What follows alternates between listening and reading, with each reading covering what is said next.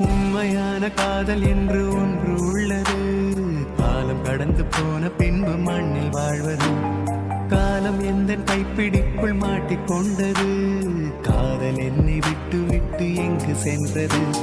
கடவுள் வந்து பூமி மீது வாழும் போதிலும் காதல் தோல்வியாகும் போது சாக தோன்றிடும். காதல் இன்றி பூமி மீது வாழ நேர்ந்திடும். கொஞ்ச நேரம் கூட நரகம் போல மாறிடும்.